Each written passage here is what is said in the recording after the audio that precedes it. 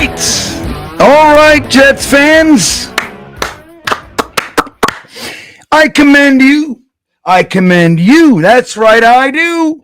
I commend you. I really do. If you're still here hanging out, I commend you. What do we do? What do we do with these guys, Jets fans? You'd love to, I just wish we had some semblance of control, something, input, not even control, input. If something we said as a collective could whittle its way up into the boss's ear holes, it would be good for me. But we don't get that, do we? So we're all in this together. Welcome to the show, everybody. Episode 187 of GreenBean's Jets Pod. I am glad you're here. Welcome. If you've never been here before, welcome to you. I got big news. The channel just passed 14,000 subscribers. So I'm very proud of that. The goal for this year is 15,000. So I know you're out there. Come on, bring it in. I'm just so grateful to get to 14,000. And I'm looking forward to 15,000. So if you're new here and you haven't subscribed to the channel, it would be greatly appreciated. It means the world. We're excited to have you guys over here. And it would be greatly appreciated if you could hit that like button. We like to call it squeezing the milk dunk. Squeeze those milk dumps, smash the like button, and that makes me happy. It makes my day, as they say. And look, man, Jets fans, it is tough. It is a tough gig. Let's put our feet up for a second. Relax. Bring in the ottoman. Kick up the recliner. Okay? If you're driving right now, hello to you, audio folks. Hello. You don't put your feet up if that's you. But everybody else, put our feet up for a second. Let's say our figurative feet. And let's take a sec and back this up. Last year, the last two. So think about this, okay? All right. But 3 years. All right. So we draft a young kid, number 2 overall. We let one go, Sam Darnold, number 3 overall pick. He's not working out. Sucks. We had hopes and dreams. They didn't support him at all. We get Zach Wilson and the number 2 pick. We don't really do a good job with him. And we go out. So we have 2 shitty years. We were 7-3 and still didn't make the playoffs. That kind of stuff. Very disappointing. Went on a real run at the end of the year. Just couldn't seem to win a game. And then we go and we make a trade for Aaron Rodgers. Oh, my God, the hoopla. The NFL responds, giving us all kinds of nighttime, primetime spots. We get 4 plays after he runs into the stadium with the American flag. Oh, thunder,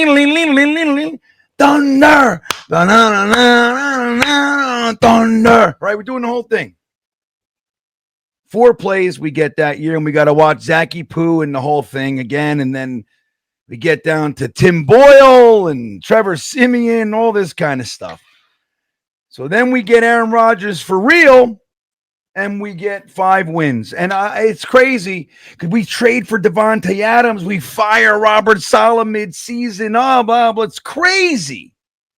And I thought, like so many of you, that this is the deepest, darkest depths that the Jets could possibly take us to raise the expectations so high and to dash us on the rocks.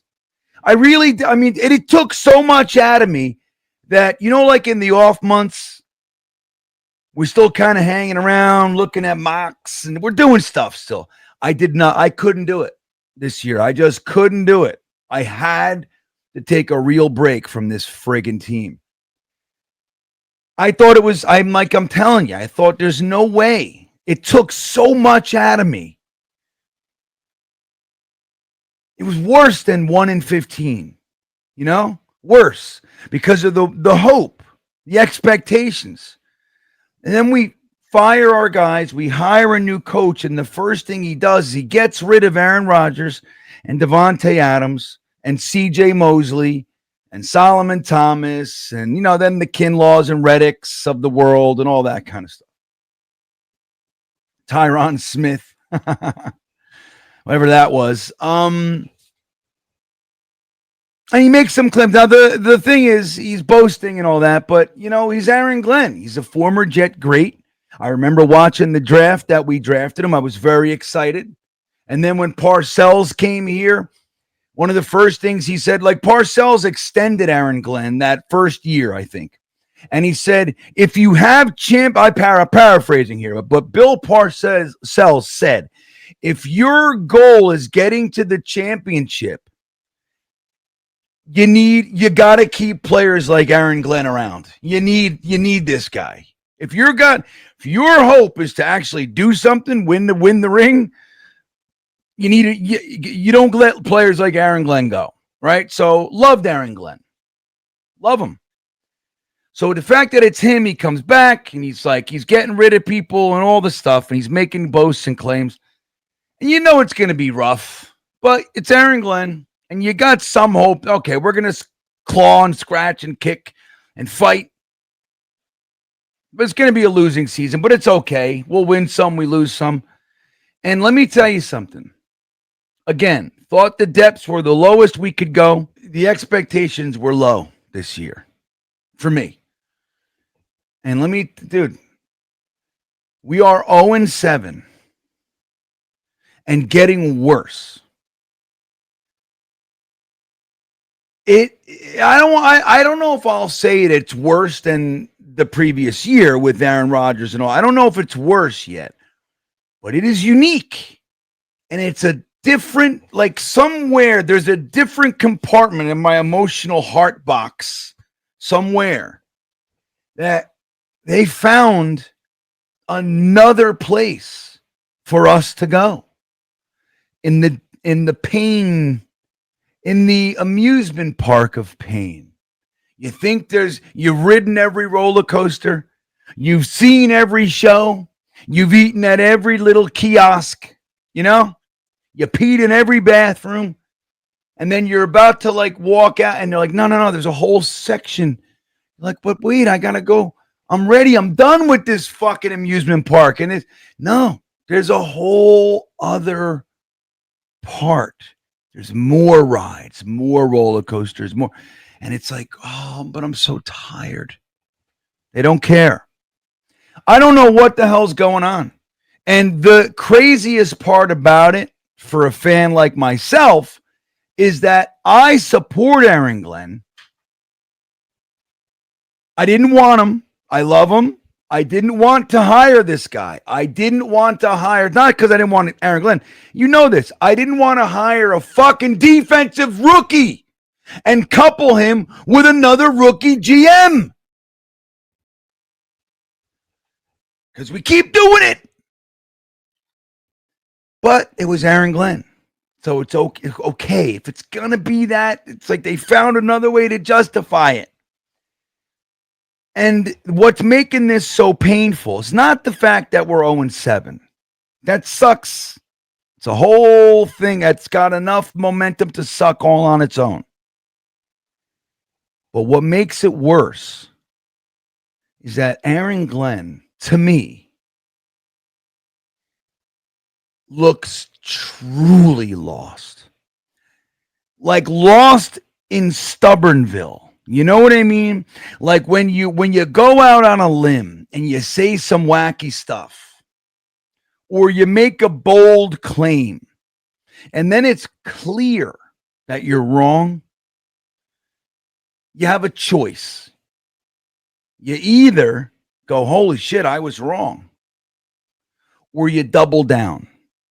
And what I'm seeing is some double downing going on. Now, the good news is, one of those things, the quarterback situation, he did double down, but he went back on it today. He didn't really talk, he didn't commit, but actions speak louder than words. And we saw a benching of our starting quarterback, the free agent, the crown jewel of the free agent group this year, Justin Fields. We saw him benched. We saw it. Which is crazy. Now, what's even crazier yet is that the guy coming in, we bench our starting quarterback, And the guy coming in now is his second year with the team. Obviously, first year with this group because he's with the Saleh, Ulbricht, Aaron Rodgers connection last year. But he's here with us. Now, he's been here for a minute. So he was a Giant before that, a couple of years, and he's been a Jet for now his second year. And he's an old player. He was with the Patriots, Bills, and shit. So he's been in the AFC. So we know this guy. He's been around a long time. We don't have any illusions about who he is or anything.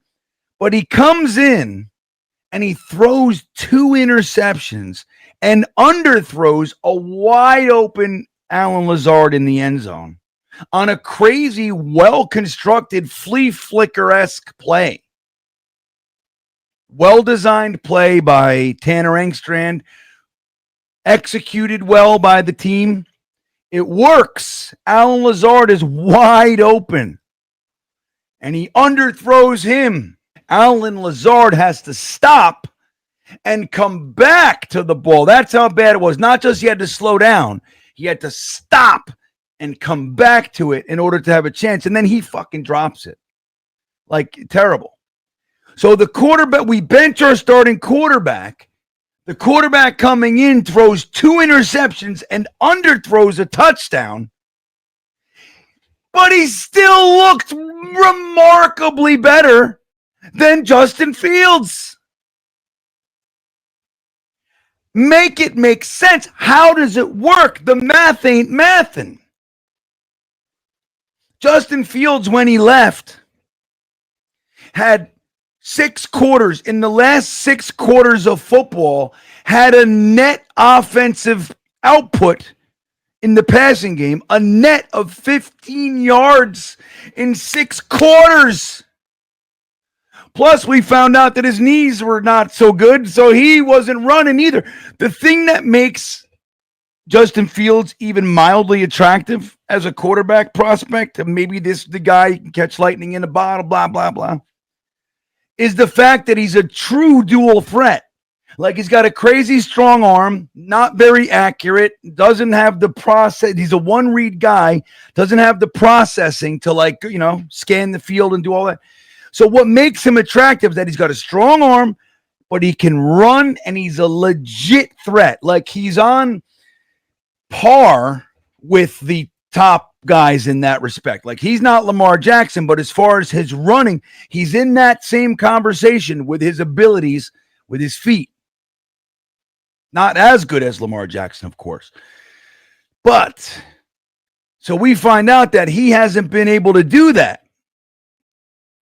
for the past couple weeks since the Miami game.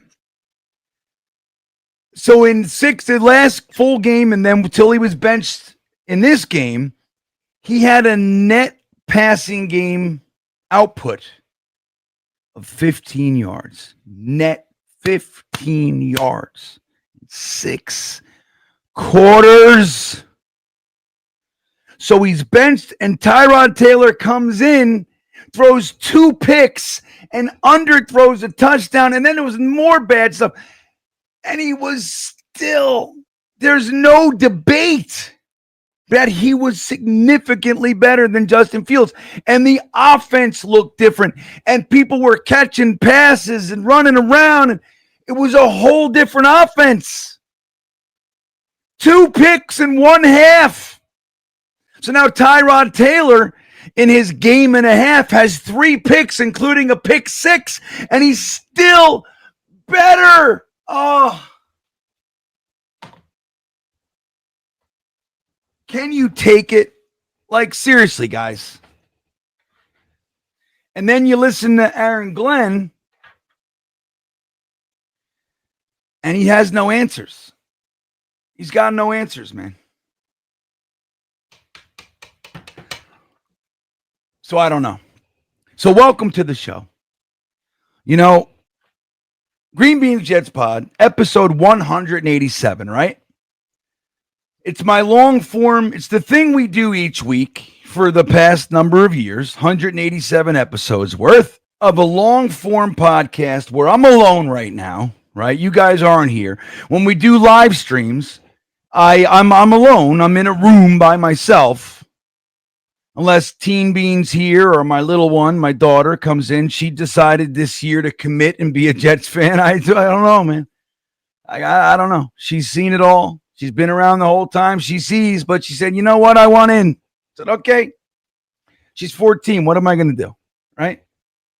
But I'm alone here. And this is the show where I don't like live streams. I record short videos and stuff sometimes. But mainly it's live streams. We do the Tuesday night show. We do another one in the week somewhere. We do the live streaming for the game, right? Each week. Frankie from Flatbush, Jets Chaos there with me. Sometimes Dom Seal jump in. Sometimes we have some other guys. Matt O'Leary likes to jump on at halftime, so it's always great to have him. Ryan's got the 2 kids. He's toast. He's fried. He doesn't come in at halftime anymore.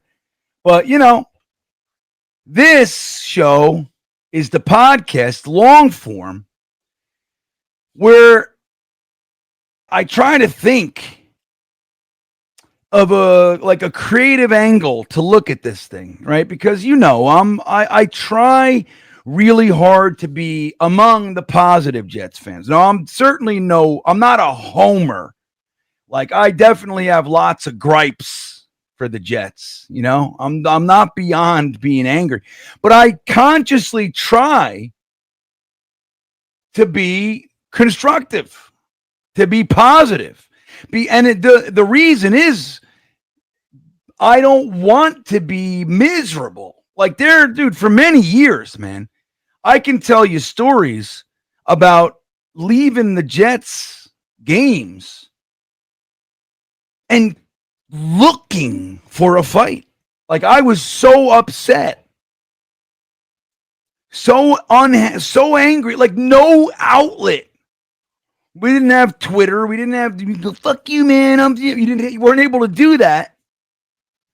Go online and argue with people, about whatever and call them names. You weren't able. We just walked down the spirals at Giants Stadium or down that escalator, and you walk through the parking lot, and there were the Broncos fans, the Bills fans, the Dolphins fans, the fucking Niner fan, whoever. And they were like, yeah. And I was consciously looking I wanted to fight. And then the rest of the week, I was miserable till like Wednesday. Miserable. My wife told me, we were just talking this morning. She said, no, I've noticed the last couple of years, like the game doesn't affect you in the same way. She's like, I knew if the Jets lost, it was like, all right, well, don't talk to him the rest of the day. Because I was liable to take something personally. I was looking for a fight with my wife, with my kid, with anybody. So I've tried, guys. It takes effort to not be, to succumb, to be at the Jets, to be at their discretion, to they control my emotions. But man, oh man, at what point, guys, listen to my voice. I've been fucking yelling and screaming all day. At what point do you reach the end of your tether with it? It's like at some point, like I'm running out of juice. It's been 43 years. The Jets have made the playoffs 11 times in the 43 years that I've been watching. And how many of those were one and dones, right? How many times did I excitedly watch my Jets at 8-8 or 9-7 squeak into the playoffs and just get shellacked and that's it. It's done. How many times? We get into the wild card and it's like, it's great. I'd rather be in than not be. And you get that extra week of football and the whole thing. But it's done. So out of that 11, I would say at least half of those are one and dones. You got the 4 AFC championship games. So that, 11, 10, 9, 8. So that's 7. 7 left. You got the Cleveland, the 86. So, that we made it to the semifinals. You got the Doug Bryan double, doinky game where he missed 2 field goals. So now we're down 5. Right? Like, so 5 times. I mean, I remember the Bruce Coslet, Raul Alegre year where he kicked it. We were 8-8. I was at my buddy's wedding. I fucking watched the Jets game the whole time at the wedding. The father, the mother, the mother of the bride. We were at the bar watching the game, like me and 6 guys, while the wedding's going on. They're fucking cutting the cake and they're doing garters and shit, and bouquets, and we're in there watching the game. The father, listen to this. The mother of the bride came in and told the bartender, shut that game off. Because we're yelling and screaming, and the wedding's in the next room. And she said, I want this game shut off. And we said, hey, to the bartender, why are you shutting the game off? And he said, sorry, guys, mother of the bride. And my buddy's father, who's right next to me, drinking beers and watching the game, stood up and goes, well, I'm the fucking father of the groom, and I want it on. Like, dude, it started a whole thing. He's a Jets fan.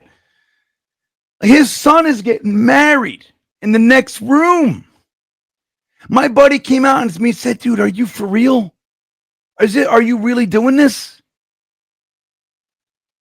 I was one of like 4 friends he invited. For that reason, he's like, I'm only inviting a couple of friends because I just know how we get. We're not right in the head.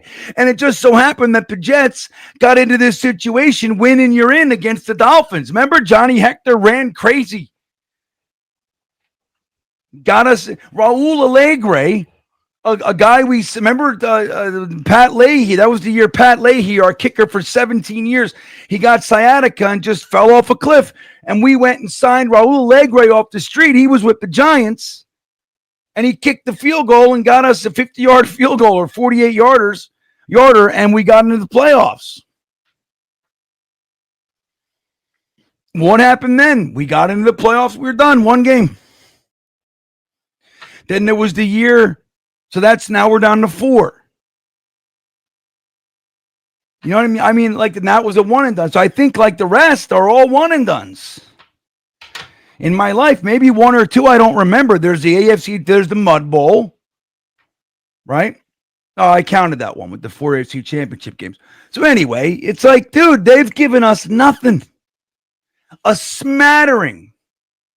Just enough sustenance to keep you alive, man. So I don't know. I don't know what's left. I don't know what we do. Now, what we can do with this is we can spin it around and we can root for the tank. But it sucks to root for a tank in early October, and we're still technically in it. Lose 1 more. I mean, 9-8, 2 more games, you're like officially out. Out. But are we really rooting for a tank? Now we got to root for them to get rid of some of our players so we can have more ammo going into this draft that we're going to put all of our hopes and dreams on. And if they do get the number 1 overall pick and they pick a Mendoza or a fucking Sellers or a Klubnik or whoever one of these guys that we take, we'll probably choose the wrong one because that's how that goes. But not to get stuck on that. But are we going to support him? We didn't support Sam. We didn't support Zach. Sanchez got a whole boatload of support. Sure. The only saving grace, I'll tell you what, guys. I won on fantasy today. Not yet. It looks like I'm going to win. Fantasy. That's what we're looking at. And where I play my fantasy is the Sleeper app. You guys know this. If you think you know football, you can turn game day into payday, everybody, with up to 100 times your money. 100 times what you put up. Just take the player, pick more or less from the predicted stats. Win. If you do it right, if you pick the right side, AC-doocy style. If you do that, You can win up to 100 times your money. You look right there on the screen. The deal of the day is use the promo code GreenBean, and they will match up to $100 of your first deposit. And if you're feeling hesitant, I don't know if I want to commit. Check this out. Boom! Sleeper's willing to give you, you're a little nervous, you want to try it out, no deposit necessary. You can get $20. All new players, they're willing to give you $20 to get started. And then if you like it, you can sign up, use the promo code GreenBean, get a $100 match on your deposit there. Sounds like a good deal. It is a good deal. Sleeper app, the link is in the description of the video. Right below, make it nice and easy for you, and you can get that deal going for you. Thank you to Sleeper for hanging out with the GreenBean's Jets pod crew. All right, man. Let's talk a little bit about what I see Aaron Glenn doing. What the deal really is with Aaron Glenn, Muji, the team in the Intelligent Gripe. Well, I'll tell you, I don't like this to be the only thing I'm happy about, and I have good people in my life that I care about. And I know that they're very unhappy because of this, but it was real nice to see the Giants blow that lead. Huh? Hey, all right. Yay. Take that. That's what it is. And look, it just is what it is, man. I don't get any hope. I don't get any love. I don't get any good positive vibes from my team. So I'm rooting for your team to do the same to you. That's just the way I am. All right, the way I am. Now, you see this nice jersey? Let me show you what's going on here, everybody. This is a Quinnen Williams jersey. You see it? Williams. Now, if you're new here, you won't know this. If you've been hanging out with me, you will. I refused to buy a new Jets jersey until it was someone. I had to like the player, number one, but I was waiting for a player that I liked to get a legitimate second contract, not a Jordan Jenkins 1-year extension, not a Nathan Shepard 1-year extension, not shit like that. I wanted a legit Jet guy, draft pick. Didn't have to be first. I wanted a Jets draft pick to get a legit second contract. Then I'll buy your stinking jersey. So Quinnen Williams it was. He got the big extension. The Jets changed their look. I said, yeah, because I didn't want to buy. So, we got this style, right? This is my favorite jersey. So this style here, this is my Dirty Bird. This is the Dirty Bird right here. The Dirty Bird jersey. Signed, interestingly enough, signed by Mark Gastineau. So I got my Bird jersey signed by Gastineau. Gotta love it. But this style's great. Then they got rid of that style. They got rid of the best helmet, I thought, in my opinion, the best helmets in the league. Right? And it was accompanied with like this style. Dirty ass hat. I probably got to clean this thing one of these days. But this style, this was it. I loved it. My favorite. The best helmet in the business. And by the way, if you go back through Jets lore, the annals of Jets history, the timeline, if you look at our best teams, anytime we were a real success, there's only one phase that wasn't with the white helmet. The sack exchange, that period, Kenny O, Wesley Walker, Freeman McNeil, Al Toon, those guys, Mickey Schuler, those guys, that they were with with this logo. But every other time, if you look at the most successful Jets teams, 3 of the 4 AFC Championship game appearances, all with the white helmet. That was the thing, and it was my favorite. I grew up when I became a Jets fan. This was the jersey. This was the helmet. And then Parcells changed it back. We had the Parcells years, the Grow 9 and 7. We had the Herm Edwards years, which were pretty good. The Mangini years, which were 10 and 6, 4 and 12, 9 and 7. Then we had the Rex, 2 AFC championship games. That was my favorite jersey, favorite helmet, favorite style. But then we went to the Adam Gase, Christopher Johnson style, which was, what's the word? Or the, yeah, well, let's call them hot garbage. How's that sound? Hot garbage. Now, I could have made it work. I figured it out. If the Jets would have come out, changed into that uniform, and we started winning, I mean, I don't care. I'm in, right? But it was as lame got. The wings on the jersey, just silly. So I didn't want to buy, you know what I mean? If I had to, if that was our jersey, you got to buy it, if that's what you're going to do. So Quinnen Williams gets his contract, and they changed styles to I think they called it, the Legend jersey. So this is right before they officially did it. So I scooped it up right away, and I went to Jets camp with my good buddy, the Abstract, Q-Tip himself. We went to Jets camp, and we got to hang out with the players. We were in the VIP section, not because of me. I'll tell you that. But anyway, it was a great day, and it's funny because I let people know, like our guide and some other people. I said, I had a marker. I said, I want Quinnen Williams. My number one goal here, I would like to have Quinnen Williams sign my jersey. And I was talking to, who was I talking to? I might have been talking to Joe Douglas and Hackett at the time. And I turned around. Q-Tip actually said, yo, Bean, look. And I turned around, and Quinnen Williams was waiting for me. They told him, hey, this guy GreenBean over here really wants you to sign his jersey. So he came right out. He waited for me to finish my conversation.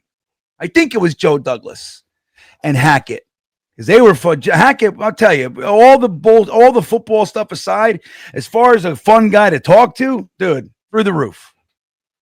If I think it was him, it might have been Michael Clemens. I'd forget. But anyway, Quinnen Williams was right there. You know who it was? It was Quincy Enunwa. It was Quincy Enunwa. Oh, and somebody else. Maybe Bilal Powell, because they were there too. It might have been those guys. And I turned around, and Quinnen was waiting for me. We had a little chat. He said the jersey looked good.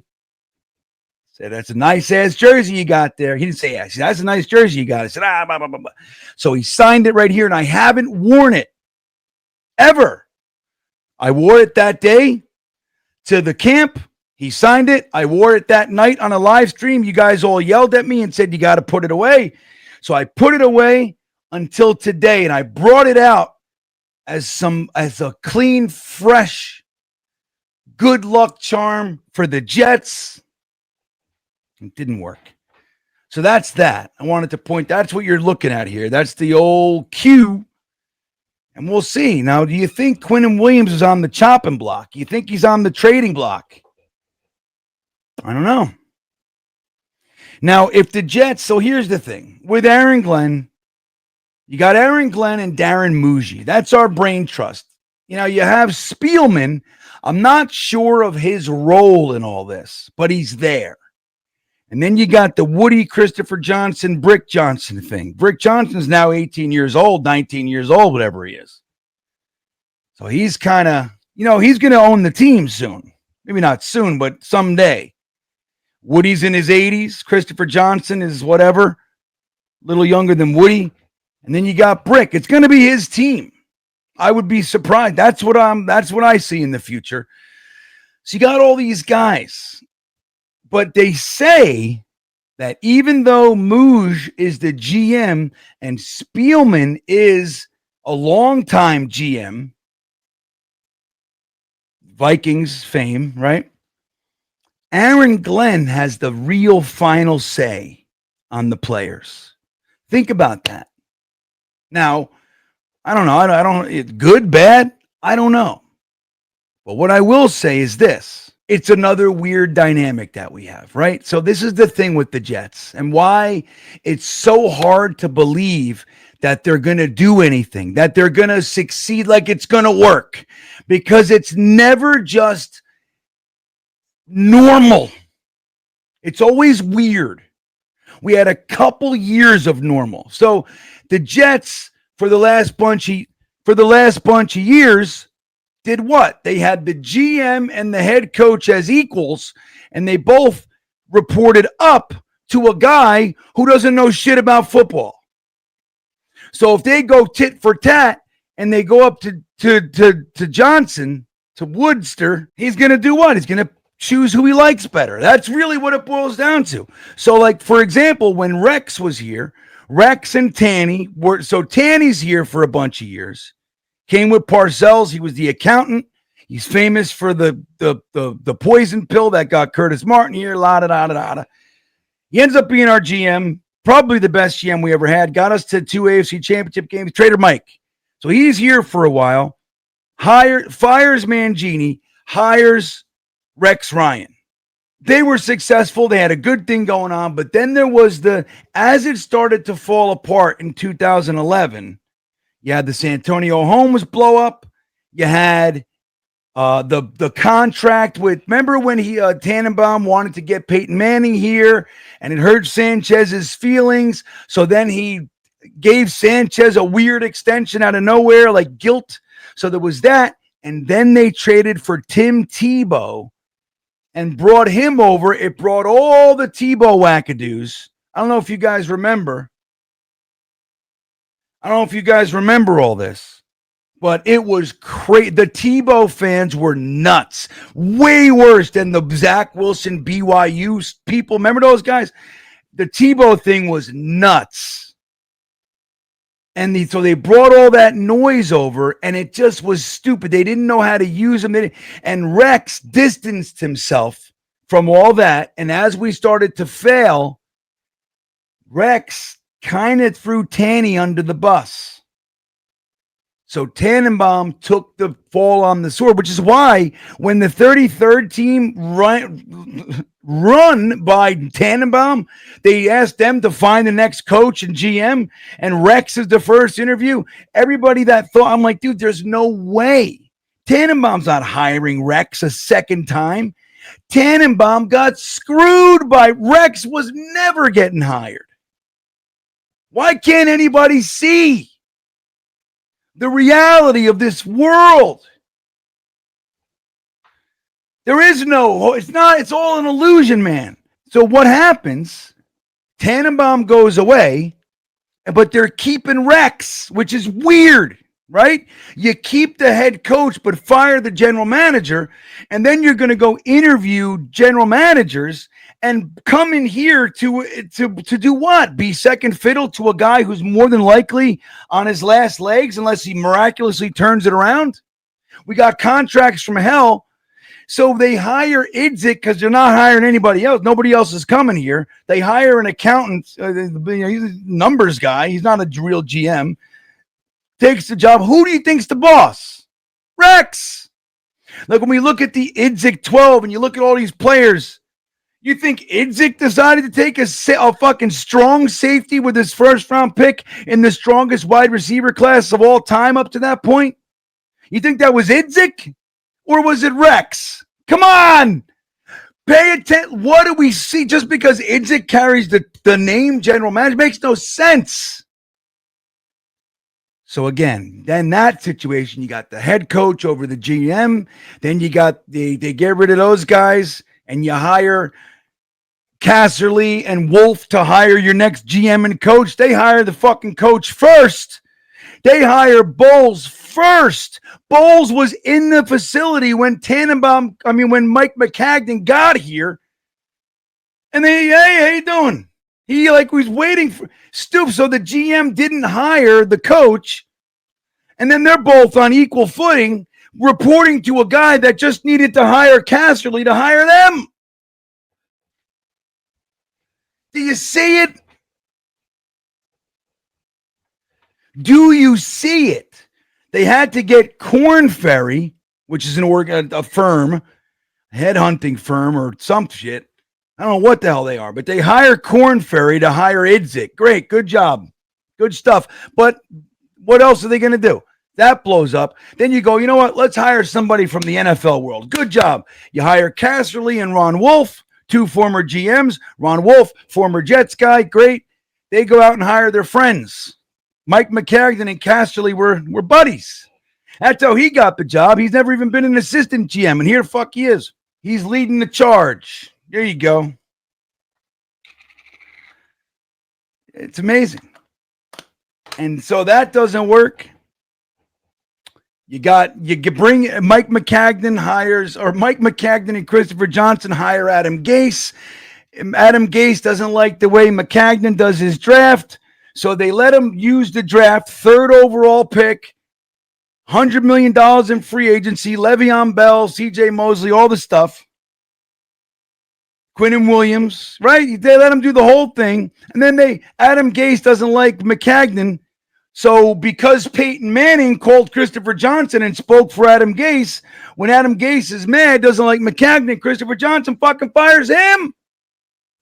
So now you got a head coach in here. We got no GM. The first thing he does as Gase is the de facto interim GM. He goes and trades McCagnon's number one pick, Darren Lee, for like a sixth. It's crazy, man. And then when he gets Joe Douglas in here, he's buddies with Joe Douglas. So they get Joe Douglas in here. And then Joe Douglas has to fire Adam Gase a year and a half later. And then finally, when they fire Adam Gase, but at that time, Joe Douglas and Gase were equals and reporting up. So it's like weird. And then finally, when they fire Adam Gase, they make a statement. Woody makes a statement. It says, the coach that we hire will report to the general manager, and the general manager will report to the owner. Finally. Well, that lasted 3 years. Maybe we could say 4. Let's go 3 years, because then they fired because Woody Johnson fired Saleh. Joe Douglas didn't even know. It's all doomed to fail. All of it. It's like, as you talk about this brings us to this. We go out and we hire our former general manager. Think about the incestuous sickness. We hire the 33rd team, who is run by our former general manager, Mike Tannenbaum. By the way, he hired Adam Gase, our former coach that got McCagnon fired. He works for the 33rd team. So we got this weird, like, there's a million people in the world, and this is what's going on, to hire a former Jet defensive rookie head coach and a GM that, for all intents and purposes, nobody was looking at. He wasn't on anybody's lists. He came out of nowhere. Now, did they get turned down by, what was it? So now we're looking at these guys, and this is the madness that they exist in.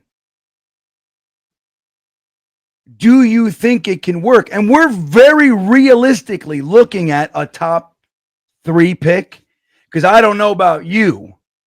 I have a real hard time believing that the Jets, knowing the Jets, and like I said throughout this friggin' podcast, all the layers of pain that they find, a whole new section of the amusement park of pain, I have a real hard time believing that they are going to stick to this and actually get the number 1 pick.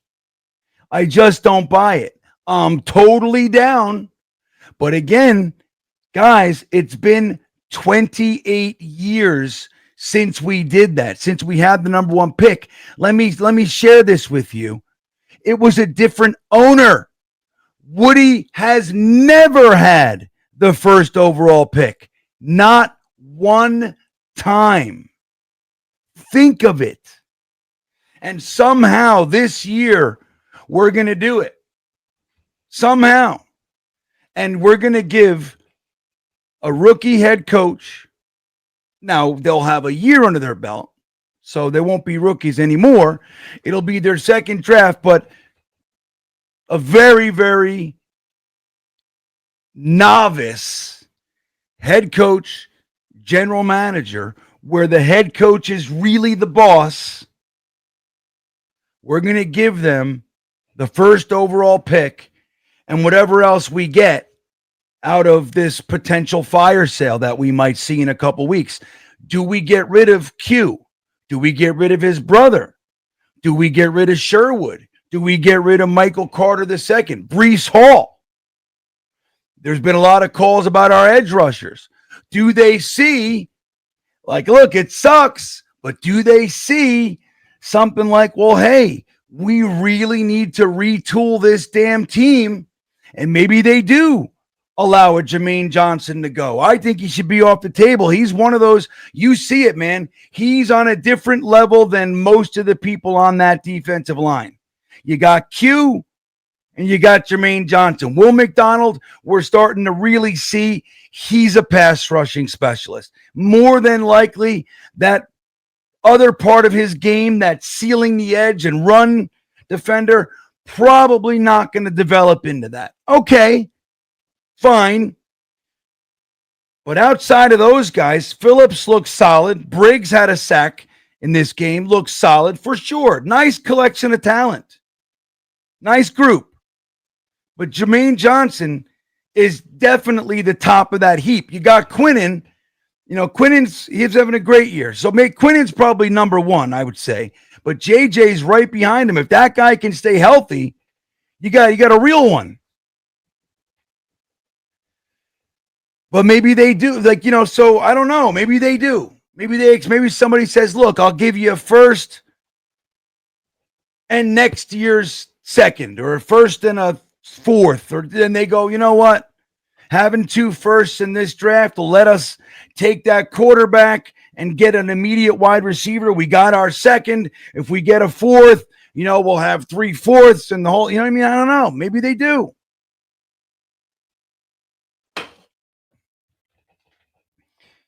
But we're going to give it to these guys. Or the alternative, guys, is that we fire everybody. Whatever we get out of it. Now, this year, the fire sale will still be theirs no matter what happens at the end of the year. But here's the thing. Who's going to hire their replacements? You're going back to the 33rd team? Fucking great job with your one and done. You can't possibly go back to the 33rd team. They interviewed 700 people. Remember how many ridiculous interviews they did? So you're going to go back to them? No. Who are you going to get to fucking hire the Dude, if you have any wonder why the Jets are so fucking bad, look no further than we are an $8.4 billion team, and there's nobody in the fucking building that can interview or hire a general manager. We have a president and vice president of football operations. Dude, it should tell you more than any dude, it speaks louder than if 100 screaming fucking Oompa Loompas were yelling in your face. There's nothing they could say that would that would make it. There's nothing they could say that would convince me that money is not their priority. It's not football, because nobody in the building, there is nobody there. Woody has owned this team for 25 years. There is nobody in the building that knows who to interview, how to interview, what to do. They have no idea. Evidenced by the last 3 times he did it, he had some outside agency do it. Who doesn't know us? They just got here, and we trust them with the fucking kingdom. It's crazy. You got to give it to Christopher Johnson. At least he tried to do it himself. Him and McCagnon. But they weren't hiring a GM. They were only doing a coach. So, I mean, dude, do you really think there's any success waiting for us? We are 0-7. Nobody in our organization knows how to interview somebody for the fucking general manager or head coaching jobs. They don't know how to do it. They don't know who could possibly do it. He doesn't know to say to Tannenbaum, hey, look, we went through X, Y, and Z, but I really want to go. I want this type of. He has no idea. He just, meh. I mean, I don't know what those meetings look and sound like. Jaime, what does he do? Now he's in trouble for sexual assault. Like, what is going on? So either you fire everybody. All the people saying, fire Aaron Glenn, fire. Do you realize what you're really saying? Not only who wants to come here, because remember, last year, the Ben Johnsons, the Liam Cohens, the offensive guys of the world, they didn't even take an interview with us. They didn't even want to be interviewed.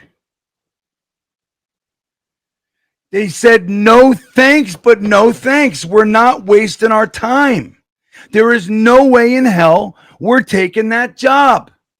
So you got that. But then on top of it, you have to find some new group to hire these guys because the one you just did hired the guys you just fired after one season. The alternative is to keep Aaron Glenn and Muji and let them just do what they do and learn. Because if we happen to get that first round pick, that first overall pick, remember, it's Woody's first in 25 years. It's the most valuable football asset we've ever had. The most valuable asset we've ever had under this guy. He has been here for the entirety of this century. And we're going to give it to guys that have really no idea. It's what it looks like. Now, in their defense, the penalties are down, right? So we see that. It looks like the guys are playing hard, blah, blah, blah, all that. But it does look like the mid-season trades, you know what I mean? Like the Brownlee. Brownlee didn't have the best game today, but he wasn't bad. But you look at Briggs, Phillips, they're solid. They're good. And you gave up very little for them. So those were good trades. You know, the draft class, Membu, dude, let me tell you, Membu protecting Justin Fields like that, I don't care. He didn't get the penalty, which is amazing, but I'll take that penalty 7 days a week. 100% of the time, unless it's like Super Bowl at the end of the, you know what I mean, situationally. But other than that, loved what he did. Membu protected his quarterback. The kid just got here. He's in his 7th game of his entire career, and you know what I mean? He's the one. Like, I don't know, man. The Jets, we have so much to change. But Aaron Glenn, here's the thing, guys. We got to stop listening to his pressers. We got to stop paying attention to, well, if he would have said this, maybe I'd think this. We got to push all that to the side. We really do. It would be brutal to have to start over. The only thing is that having that number 1 overall pick, maybe that's attractive enough. You got pretty much the offensive line intact, pretty much. You got Garrett Wilson. You got 2 young running backs. You got Mason Taylor. You know what I mean? You got a lot of pieces on this offense. So if you have the number 1 overall pick and the coach is guaranteed you're going to be able to use it on any quarterback you want, maybe that's attractive enough to get. But who? Cliff Kingsbury? Mike McCarthy. I mean, who are the who? Woo. So anyway, the truth is, guys, it's not Aaron Glenn. It's not Darren Muji. It's not Justin Fields. Those are just the new faces. Those are just the guys today. But at some point, we have to let somebody put everything aside, stop with our dramatic shit about who's getting fired and blah, blah. Just stop and understand that at some point, we got to step back and let somebody build the foundation. At some point, maybe you wish it was, maybe it should have been a different guy than Aaron Glenn, but he's the guy we got. And he's respected in league circles.